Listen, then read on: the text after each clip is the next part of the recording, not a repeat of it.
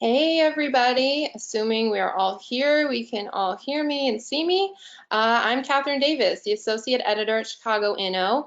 Welcome to our newest virtual event series, Bytes with the Beat. These are short, one-on-one virtual conversations with local founders, investors, stakeholders, and thought leaders.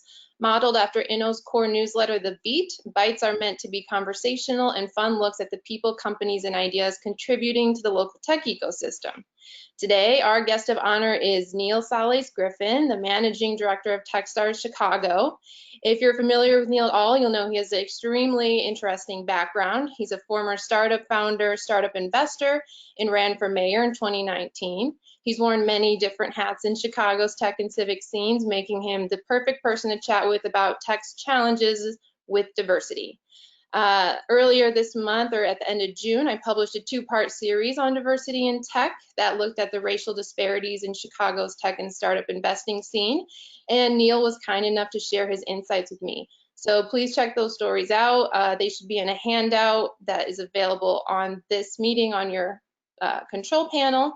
But those stories have really provided the groundwork for what we're going to chat about today. But before we dive into all that, Neal, can you give us an update on Techstars Chicago? I know back in May you had the latest demo day, which had some really interesting startups in it. But what's next? Are you actively looking for the next crop of startups? Yeah, thank you, Catherine. And yeah, I'm absolutely looking for the next round of startups. And this experience over the past year being managing director at Techstars Chicago has been incredible. It's amazing to be in a position to help entrepreneurs at one of the earliest stages of their growth. So with our past demo day wrapping up in April, it had to go virtual because of COVID-19 and the pandemic striking in mid-March, which is right in the middle of our program. So we pivoted on a dime and everyone figured it out, and all of our companies are surviving and thriving. So I'm proud of them, but I want the next batch. So our applications close on July 26th, and I'm looking for anyone and everyone who's interested in growing their business in Chicago to apply. Got it. So, I know that since you've taken this leadership position at Techstars, you really kind of put an emphasis on fostering diversity and inclusivity in the program.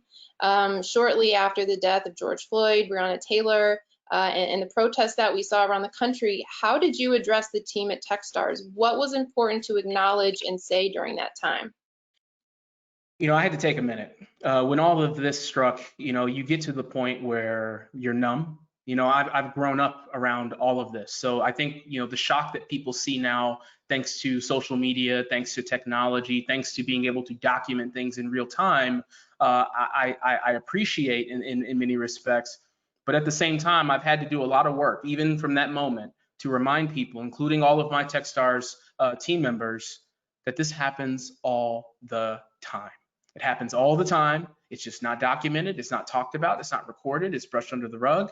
And for this to have been a continuous lived experience for so many people, I was finally realizing, all right, it's time to speak out about this. So I had an opportunity to record a video and cast a wide net to address all of the hundreds of team members throughout Techstars all across the globe about this issue, because as a mixed race black male growing up on the south side of Chicago, I had a perspective that I thought would build some bridges and establish more empathy with a lot of my fellow teammates that are less connected to and familiar with these issues. So I know that's true in Chicago for all of the people here in this community, and it's certainly true all across the country and the globe as well.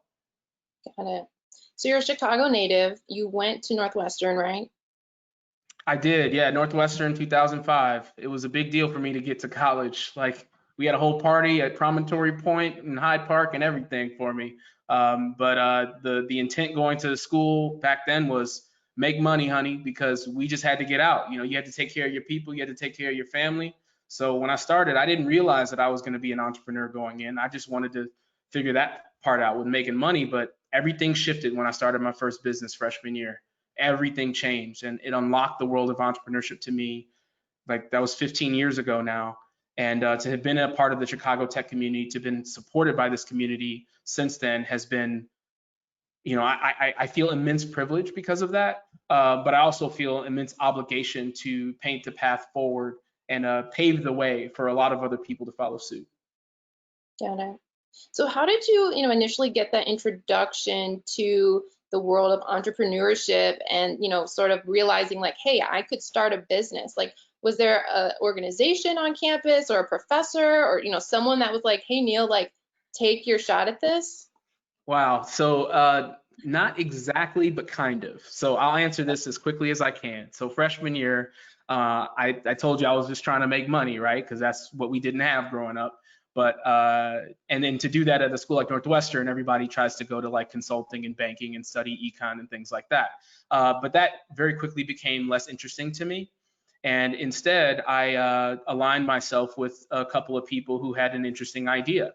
So Rishi Shah and Derek Moeller wanted to start this thing called Context Media, and I happened to be collaborating with them to start what is now the largest student group for business at Northwestern called ISB. And while we were building that student group, they wrote a business plan for this idea, asked me to join their team and build this company with them, and raised an angel round. And within my freshman year, we had an office downtown, and we're building a business where we were on track within the first year to make $1 million in revenue.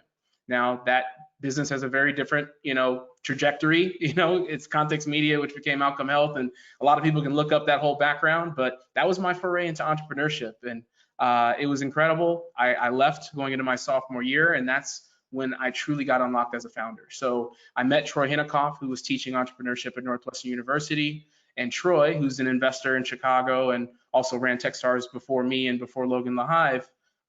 He mentored me, and he supported me, and he was there for me in ways that I never imagined someone in his position to be helpful to a little kid like me who was just trying to figure things out. So I ended up starting a barbershop, opening up 2 barbershops on the south side of Chicago during my sophomore year, and the entrepreneurial bug just took off from there. I got into venture capital, and then I started another company when I came out of college. Got it. Okay. And I'm sure that, when you were leading these companies, diversity, hiring other Black and brown people, hiring women was always a priority for you. And, when I cover diversity in tech, I often hear the pipeline problem excuse. So, we can't find qualified Black people for these roles is often what I hear. But at Techstars specifically, I know you've made strides to make the program more inclusive. The latest cohort was pretty diverse. So what strategies did you use to do that? What would you say to someone who says they have a pipeline problem? So I'll answer that in 2 different ways, because I'll keep it real with you. I didn't actually have like a deliberate or direct strategy. It just became more diverse, and let's unpack why, right? So given the networks that I have access to, given the my background and the people that I've built connections with and relationships with, it was actually quite easy to build out a diverse set of candidates for Techstars Chicago. And when I reviewed our final selection committee, I was very proud of our metrics and how things looked. I think that that's an important lesson for a lot of people, though, is to actually pay attention to those metrics and not to ignore them. Because when I finally did my, my check, I said, all right, we need to have women represented here. We need to make sure that more people who are underrepresented minorities are represented here. And that's exactly what happened. And I couldn't be more proud of that. That being said, when people say it's hard, I think I would challenge them to think about how much effort they are actually putting in to solving that problem. Because if this group of people are disproportionately supported and not invested in, then you're going to have to disproportionately put in effort in order to find them. So that comes with the job. That is your job, to find these people, to diversify your portfolio, and to do the hard work that might be uncomfortable, that might be more difficult than you would like, but you still need to do it if you actually want to claim that you're a part of the solution. So like the other thing that I really like strongly worded to all my Techstars folks was acknowledge how reactive we all are in this situation. All of us, like no one's safe from it, myself included. We all have blind spots and biases. But the fact that we all reacted to this one moment in the way that we have as a community it means something. It means that we failed to be as proactive as we could be, to be ready to address situations like this, to look and be proud of our diversity efforts and our metrics, to know that there's never a finish line with this, that it's always going to be a journey. You'll never be done, and you certainly have not done enough. So long as people start to truly internalize the fact that they reacted to this, and in that reaction, there's a need for acknowledgement that we haven't done enough, and there's more that we could have done, and now there's an opportunity for us to do a whole lot more, we can have a conversation from there on what to actually do. Mm-hmm. You know, when it comes to fundraising specifically, in the stories that I wrote recently, you know, many Black founders told me that they often feel underestimated by investors right off the bat compared to their white founders. You know, they said that oftentimes to land an investment, they have to demonstrate much more success through clients, revenue, and market fit than some of their white counterparts who seemingly show up to a pitch meeting with just an idea and receive funding. So having experience both on the founder side and the investor side, is this a trend that you saw or personally experienced? Absolutely. Personal experiences, seen it as trends. I think there's a few ways, again, that I would frame this. So one is, let's just relate to anybody and everybody who's watching. Whenever you are in a situation where someone's speaking who you don't know, but who you're meeting for the first time, getting a first impression of, and you find some common ground, it's very quickly like relatable. Whatever they're saying, whatever they're pitching or talking about. I had the situation happen to me earlier today. I had a couple Black founders that I had office hours with for Techstars Chicago, and when they're talking about their businesses, one was dealing with, you know, helping incarcerated individuals communicate with their families. Another one was like directly on the nose for this topic, addressing diversity and inclusion, and from a metric standpoint. And in these conversations, it was easy for me as a trigger to directly relate to the individuals talking because they were Black men. But at the same time, the problems that they were talking about were problems I was familiar with because I have family members who've been incarcerated, and I have lots of issues and problems I face with metrics and diversity and inclusion in Chicago. So given that they were talking about these issues that I'm so familiar with, naturally, my mind's going to activate, my interest will be piqued far more easily than things that I'm less familiar with. So acknowledging and recognizing that that will inherently happen to all of us with whatever we're familiar with is important to know. That being said, on the personal side, it has not been easy. Like I like to smile. A lot of people know me as an optimistic person, but the experiences that I've had both in the tech community, but also leading up to it, just getting to this point, to like surviving my upbringing to a point where like I'm standing here and can, you know, function properly is a miracle in some respects. Like I wake up just proud to be alive some days, thinking about some of the stuff that I've seen and been through. But at the same time, in venture capital and in tech and in Chicago and in startups, there are a lot of people that are disconnected from issues of diverse founders. So, you know, they would say very ignorant things. You're not like the rest of them. Or why can't more people be more like you? Or, oh, this is the worst one. Now there's no more excuses. You know, Barack Obama's president of the United States, so Black people can do anything. So you hear things like this said to you, and you think about you, and you look around the room, and you realize that you're the only one like you who can defend yourself, who has the perspective that you have. And sometimes you don't know whether if you speak up on something, you're going to keep your job. Sometimes you don't know whether you speak up on something, you're going to get that next investor meeting. And when you speak up, you don't know whether someone's going to be interested in working with you or hiring you because you might make them uncomfortable with your different point of view. So I've made it my mission to invite people who have different perspectives, who disagree, who hear statements like that and don't think it's too crazy to say. Like there are people listening right now who have had thoughts like that at some point in their life. So whoever you are, just know I'm not mad at you. I'm not going to give you a hard time. I'm going to embrace you. I'm going to welcome you in. I'm going to talk to you, get to know you, and empathize, and find a way for us to get to some common ground. And hopefully one day you might be interested in hearing my perspective on some of those points, because I've experienced a ton of success by you know, leading with curiosity as opposed to judgment in those situations. Right.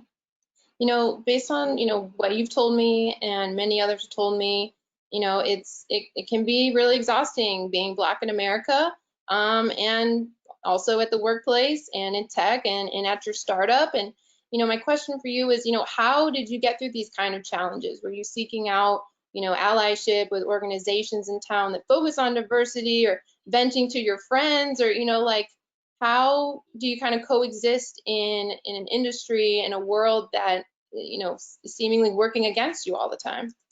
I convert my frustrated energy, which I have literally every day, into action.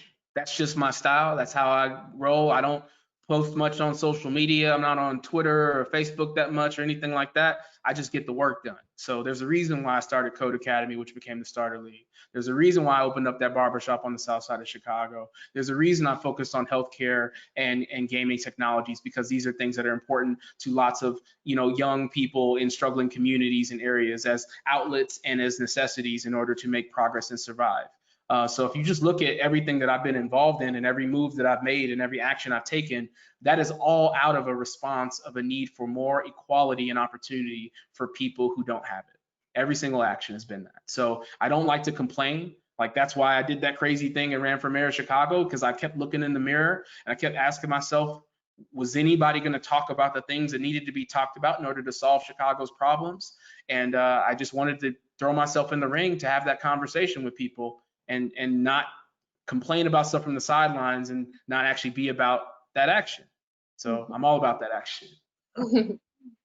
So, data shows that in Chicago, many leadership positions in tech, whether they're executive level roles at tech companies or board seats at those tech companies or partners at VC firms, are mostly occupied by white men.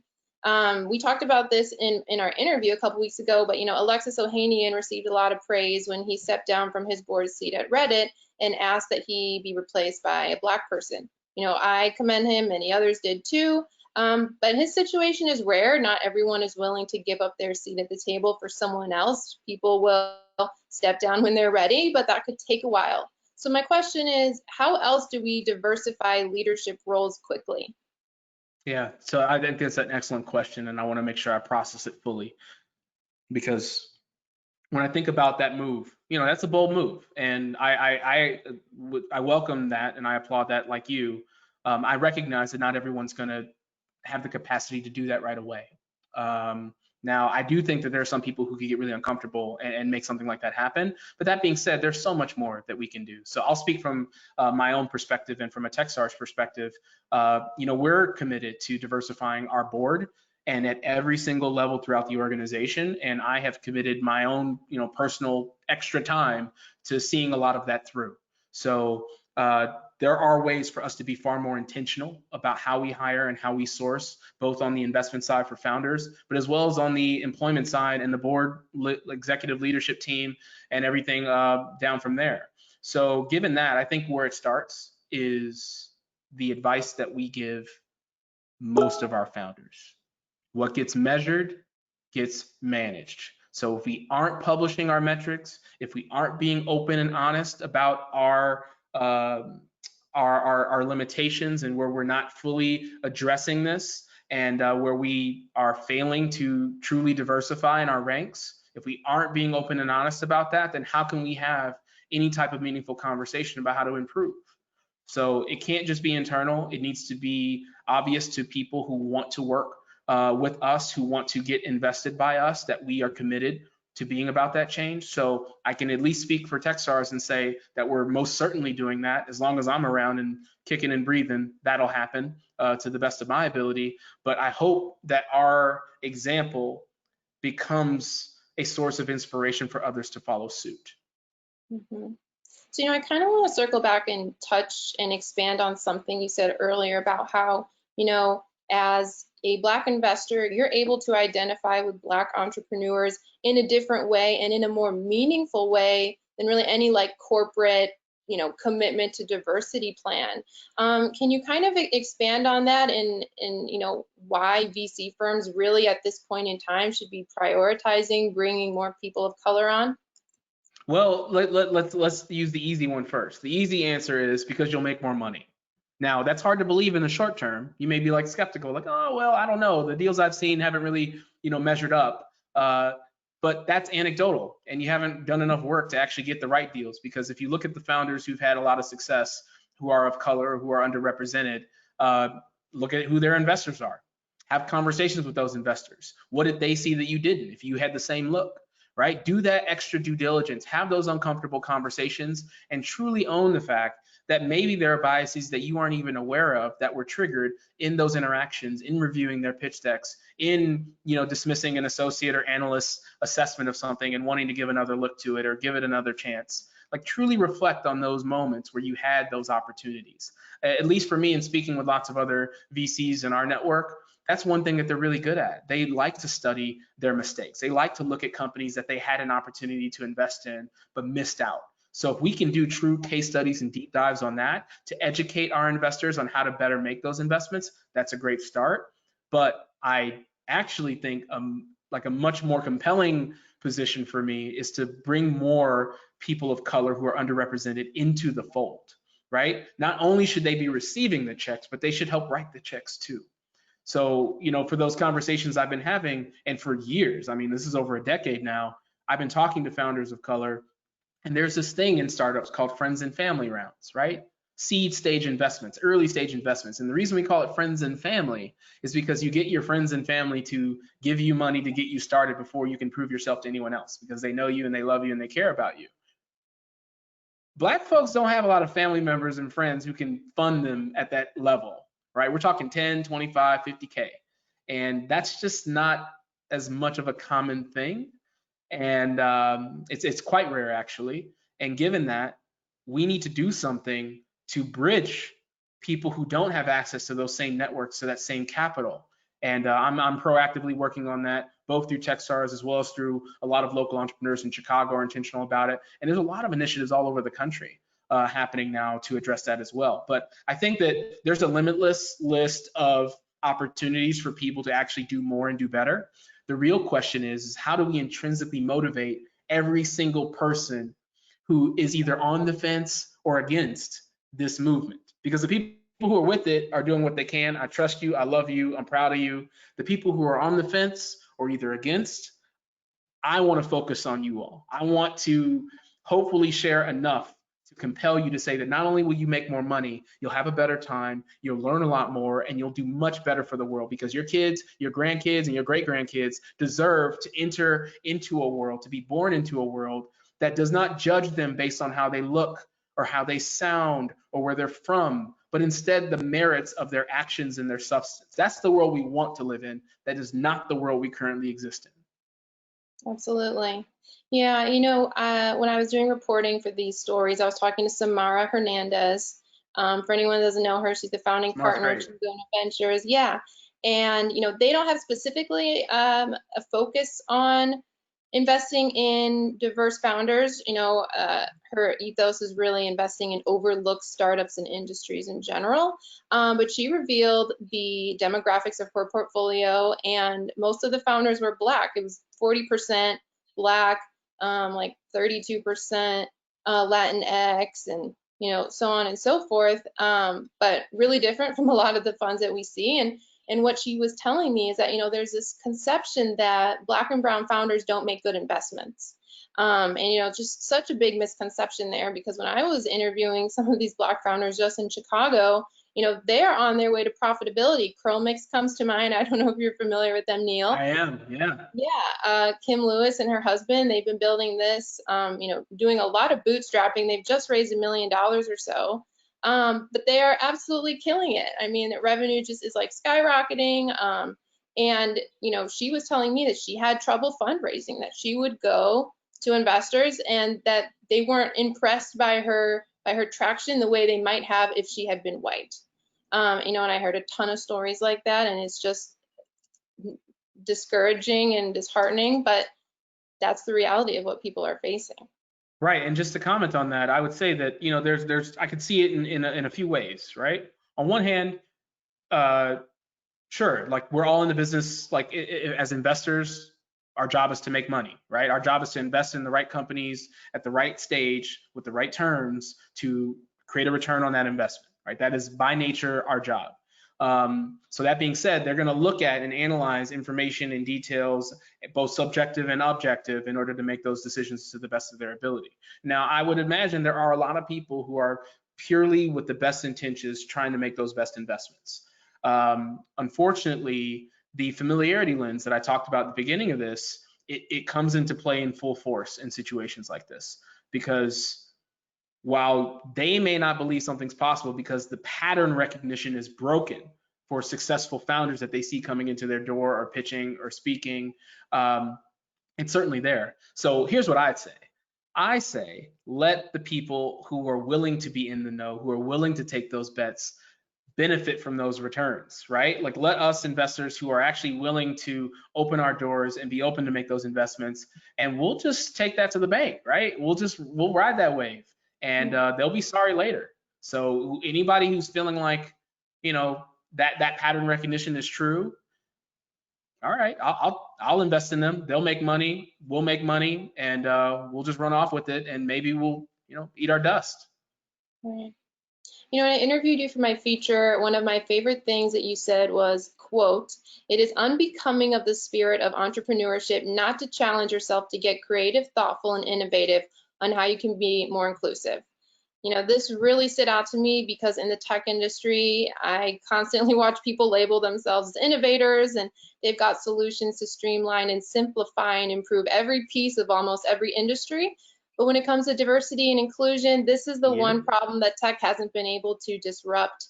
I know software isn't going to eradicate racism, but of all the industries out there, does it surprise you that tech has one of the biggest problems with it? Well, so this is something that Troy taught me early on. So shout out to him. And he wasn't the first person to say it, but he said to me, because I love talking about problems. I love solving problems. I'm all about, understanding the problem. What is the customer's job to be done? What do they need progress around? And how can we make their lives better as entrepreneurs and investors? That being said, I remember one time he corrected me. He was like, "Hey, whenever you say problem, try to replace it with the word opportunity." And when he taught me that, I remember it was 2007, and that changed everything for me. My wire switched. So I see an opportunity with this. I see an opportunity to challenge our community to be leaders on this front, right? Chicago needs to be the city, the tech community, the venture capital community, the startup community where people go, "Oh, wow, they really turned a new leaf over here. They figured something out." If we want our founders to be creative and innovative, if we want our investments to seem outstanding and outsized in their returns, then we're going to have to be bold and deliberate in activating our full potential to solve these problems and address them head on. But it takes an extremely long-term view, and it takes an immense amount of empathy in order for that to happen. And that's, I think, why we're having this conversation today, is to begin having those conversations and building those bridges. Absolutely. Okay. Well, Neal, I think that is all the time we have. So thank you so much for chatting with me today. Really appreciate it. Always good to talk with you. And thank you to everyone that tuned in for this conversation. We are planning to run more virtual events like this across our network. So please check them out at chicagoinno.com. And there you can sign up for the Beat, which is our daily email newsletter. Otherwise, that's all for now. Thank Thanks. you. Apply to Techstars, July 26th.